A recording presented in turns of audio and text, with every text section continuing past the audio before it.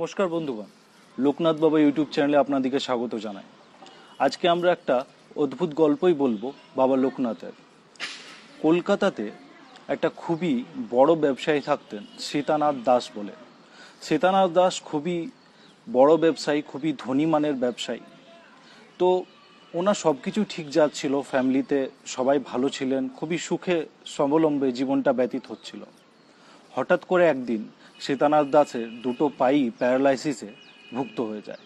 দুটো পাই প্যারালাইসিসে হওয়াতে ওনার কাছে যা টাকা ছিল, যা পুঁজি ছিল, সেই টাকা দিয়ে ওনার বহুত জায়গাতে নিজের চিকিৎসা করালেন, কিন্তু কোনো লাভ হলো না। এদিকে বারোদিতে বাবা লোকনাথের খুব নাম ডাক হয়েছে। বাবা লোকনাথের নাম গোটা কলকাতাতে ছড়িয়ে পড়েছে।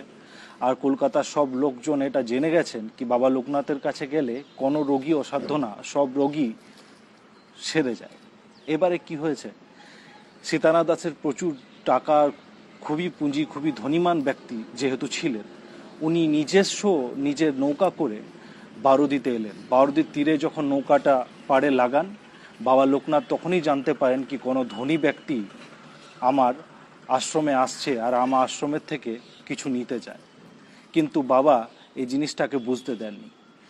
এদিকে বারোদিতে আসাকালীনই শুধু সব বারোদির যত গ্রামজনের লোক ছিলেন আর যত আশ্রমের লোক ছিলেন, সব লোকরাই এটা জেনে গেছিলেন কি সীতানাথ দাস এত বড় একটা খুবই নামী ব্যবসায়ী, খুবই বড় একজন ধনী মানুষ, সে বাবা লোকনাথের কাছে এসেছেন। ওনার একদম শেষ অবস্থা, দুটো পাই তো কাজ করে না। বাবা কি কৃপা করবেন, কেন কি বাবা লোকনাথের আশ্রমে এই সময় প্রচুর ভিড়, প্রচুর লোকের আগমন হচ্ছিল। তো সীতানাথ দাস বুঝতে পেরেছেন এসেই যে আমি যদি এরকম করে বসে থাকি তাহলে বাবা লোকনাথের দর্শন আমার হয়তো এই জন্মে আর হবে না। কেন কি যা ভিড় রয়েছে বাবা লোকনাথের আশ্রমে, যা রুগীর মানে আসা যাওয়া রয়েছে, সে আসা যাওয়াটা কিন্তু বাবা লোকনাথ এত সবাইকে ছেড়ে হঠাৎ করে, যেহেতু উনি ধনী, তো ওনাকে প্রথমে দেখবেন না। সীতানাথ দাস এটা বুঝেন, আর বুঝার পর নিজের ছেলে আর বউ যাদের সাথে ওনারা এসেছিলেন, আর পরিবারের কয়েকজন ছিলেন, বললেন কি আমি যতক্ষণ না বাবা লোকনাথের সাক্ষাৎ দর্শন পাবো অতক্ষণ অবধি আমি আর এখান থেকে আশ্রমের কোনো ঘরের মধ্যে বা কোনো কুটিরের মধ্যে আমি বসবো না। আর সেই অবস্থাতেই সীতানাথ দাস, যে উঠা চলা করতে পারেন না, 2 দিন অবধি খোলা আকাশে রোদ গরম ঝড় বৃষ্টিতে সীতানাথ দাস বাবা লোকনাথের আশ্রমের যে প্রধান কুটির, যেখানে বাবা বিশ্রাম করতেন, সে কুটিরের সামনে বসে থাকলেন। কিন্তু বাবা লোকনাথ কোনো রকমের কোনো সাড়া দেননি।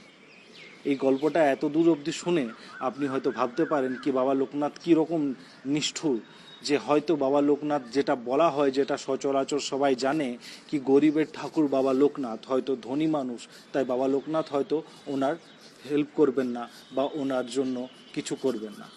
পরের গল্পটা শুনুন কিভাবে হচ্ছে, খুবই ইন্টারেস্টিং। কি সীতানাথ দাসকে 2 দিন বা 3 দিন যখন পার হয়ে গেল, অনেকই দূর চলে যাচ্ছে সময়গুলো, সীতানাথ দাসের শরীর অবস্থা খুবই খারাপ হয়ে গেছে, যেহেতু উনি প্যারালাইসিস, আর হাঁটতে চলতে তো পারছেন না। তো এই সময় হলোটা কি, বাবা লোকনাথ 4-5 দিন পর সাক্ষাৎ চলে আসেন সীতানাথ দাসের সামনে আর দাঁড়িয়ে যান। দাঁড়িয়ে যাওয়ার পরই সীতানাথ দাস দেখতে পারেন কি একটা বিশাল লম্বামান ব্যক্তি, যার চোখের মধ্যে একটি অলৌকিক দৃষ্টি আছে, আমার দিকে তাকাচ্ছে। আর বাবা লোকনাথ ওনার হাতটা ধরে বলেন, তোমাকে আমি অনেক কষ্ট দিয়েছি সীতানাথ, আর তোমাকে কষ্ট দেব না, চলো উঠে দাঁড়াও। আর সীতানাথ দাসকে এই বলা বাবা লোকনাথের, আর সীতানাথ দাস উঠে দাঁড়িয়ে যান। আর সীতানাথ দাসের যত ব্যথা ছিল পায়ের, আর যা প্যারালাইসিসের যা কন্ডিশন ছিল, সব কিছু সব সেই মুহূর্তেই ঠিক হয়ে যায়। এটা দেখে সীতানাথ দাস বুঝতে পারেন না কি এত চিকিৎসা করানোর পরও আমার কিচ্ছু হলো না, কিন্তু বাবা লোকনাথের শুধু স্পর্শ মাত্রে আমার সব ব্যথা চলে গেল। সেই অবস্থাতে সীতানাথ দাস পায়ে পড়েন বাবা লোকনাথের, আর বাবা লোকনাথকে বলেন, বাবা আমি ভেবেছিলাম না কি আপনি আমাকে দেখবেন। তো বাবা লোকনাথ বললেন কি আমি তোর থেকে পুরোপুরি প্রসন্ন আর তুষ্ট, কেন কি তুই এত ধনী হয়েও তোর মা, তোর বাবা, তোর ছেলে, তোর বউ তোর সামনে আছে, তারা জানছে কি তোর এই অবস্থাতে তোর মৃত্যু একদম সম্ভাবিত, তুইও জানছিস তোর মৃত্যু সম্ভাবিত, তাও তুই 2 দিন আমার জন্য বসে থাকলি সব মোহমায়া ছেড়ে। তার জন্যে আমি তোর সব ব্যথা নিলাম।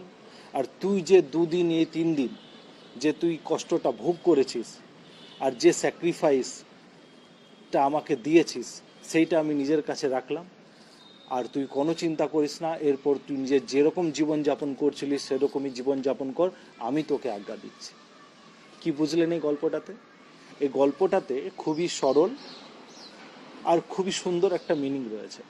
সরল মিনিং এই জন্যই রয়েছে, কেন কি সবাই এটা বলে কি বাবা লোকনাথ গরিবের ঠাকুর, গরিবের ঘরে খুব লোকনাথের পুজো হয়, আর বাবা লোকনাথ গরিবের খুব তাড়াতাড়ি শুনে নেন, বাবা লোকনাথের ফটো যার ঘরে থাকে তার কোনো দিন অন্ন কষ্ট হয় না, এরকম কত কথাই প্রচলিত আছে। কিন্তু এর সাথে তো একটাও আছে,